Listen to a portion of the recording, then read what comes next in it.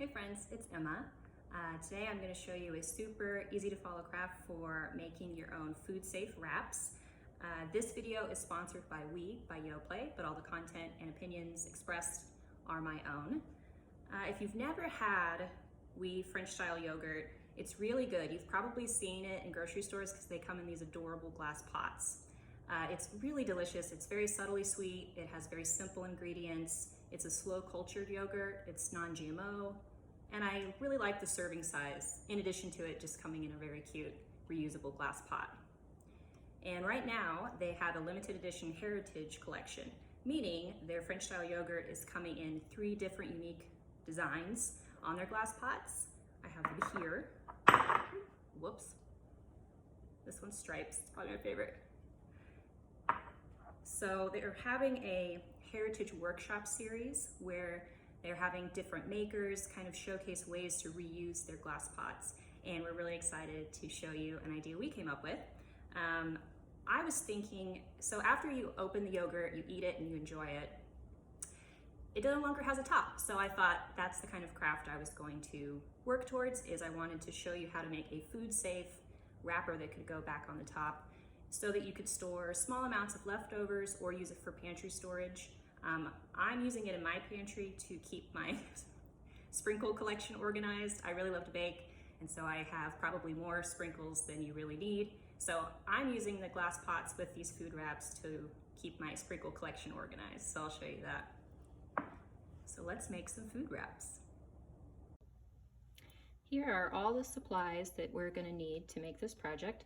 And you can also find all this information and all the measurements and really everything that I'm demoing in this video right now. You can find it on our blog, which is abeautifulmess.com. So don't feel like you have to furiously write it down, but I do think video is a great way to kind of showcase the craft. So let's go over the supplies. You need glass jars, as I mentioned. Already eat the yogurt, already cleaned out, and go ahead and also save the lids because we're going to use that as our template. Then you need some cotton fabric.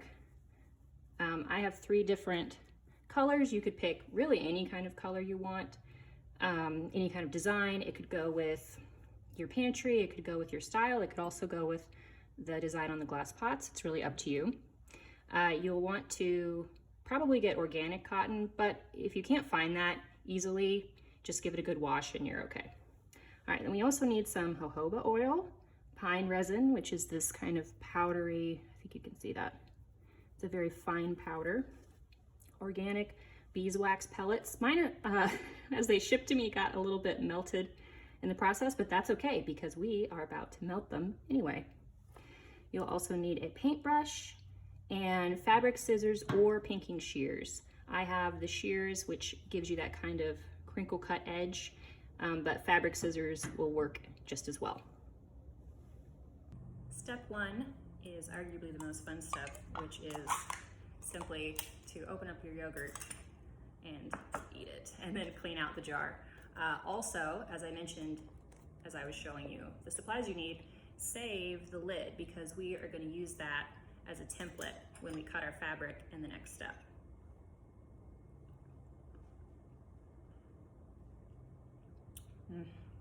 Yum, this one's vanilla. Can you hear my dog?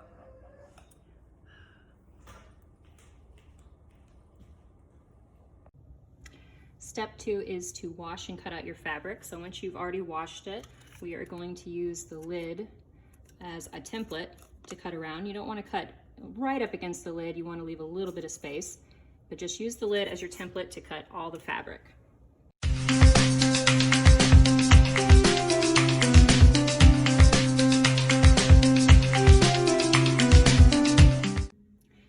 Step 3, once you have your fabric cut out, place it on a piece of parchment paper on a baking sheet, and we're going to arrange the elements that are going to melt on top of it. So that is the oil, the pine resin, and the wax.